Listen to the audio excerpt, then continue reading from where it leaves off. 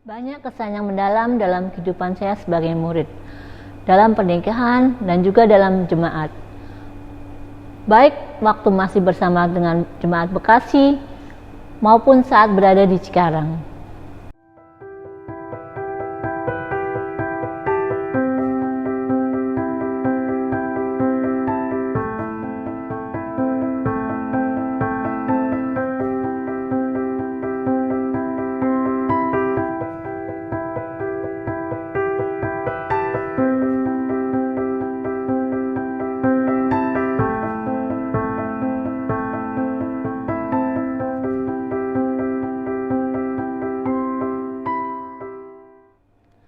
Saya dibaptis tahun 1999. Kemudian tahun 2001 saya menikah dengan Mas Agung.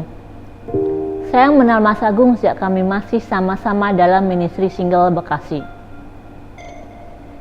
Pada tahun 2004 lahirlah anak kami Matius Wonojati.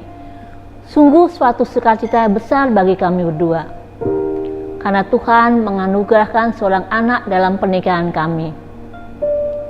Bagi saya, Mas Agung bukan seorang yang sempurna, tetapi dia adalah seorang yang setia kepada Tuhan, berdedikasi, dan mau melakukan yang terbaik untuk Tuhan. Dia juga seorang yang mau berjuang dan bertanggung jawab untuk keluarga. Waktu awal pernikahan kami tinggal di Kerawang. Kami selalu bolak-balik antara Kerawang dan Bekasi. Sesekali ke Jakarta untuk beribadah, ministry, dan berfellowship. Kami jalanin itu bertahun-tahun. Bahkan waktu Matius lahir hingga usia 4 tahun, aktivitas itu kami lakukan rutin. Perjalanan naik motor ke Bekasi maupun ke Jakarta.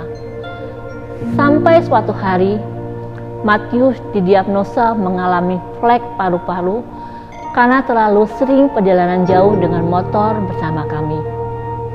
Akhirnya, kami putuskan untuk tinggal dan menetap di Cikarang sampai saat ini. Dalam perjalanan iman sebagai seorang Kristen, saya merasakan kehidupan yang dinamis.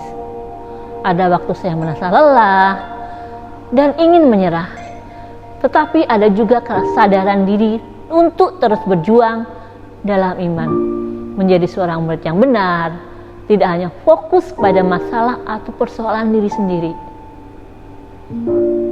Bagaimana hal itu saya juga bisa melihat dari hidup Mas Agung, yang sepertinya tidak ada rasa lelah, terus mau berjuang dan setia menjalani hidup pemuritannya.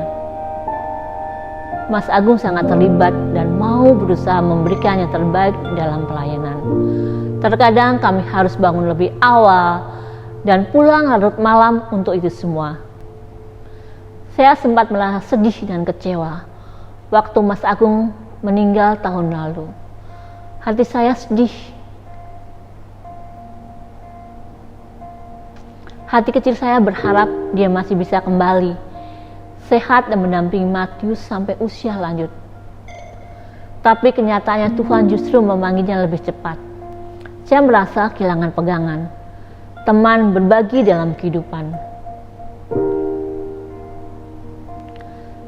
Saat-saat tersulit dalam kehidupan saya bersyukur masih melihat anak saya Matius ada bersama-sama saya, menemani saya, bahkan saya bisa share tentang perasaan saya kepadanya. Waktu itu saya berkata kepadanya bahwa mama merasa lemah. Secara fisik kelihatan kuat, tapi iman itu mulai lemah. Jawaban Tius adalah, Mama coba untuk terus berfellowship dan ambil waktu untuk berdoa dengan sister-sister yang lain. Mama jangan hanya berharap dan bergantung pada Tius. Saya bersyukur mengenal dan memiliki saudara dan saudari dalam jemaat. Mereka adalah keluarga saya dalam susah dan senang. Saya bisa merasakan kasih dan ketulusan mereka. Saya merasa tidak berjalan sendiri. Bahkan di saat-saat terendah, mereka mau terus memperhatikan dan memberi dorongan dan semangat untuk saya dan Matius.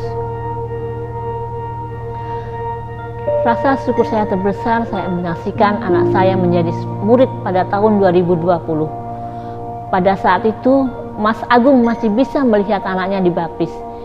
Itu adalah momen yang paling membuat kami semangat secara spiritual, mengantarkan Matius menuju gerbang kehidupan dalam janji keselamatan Tuhan.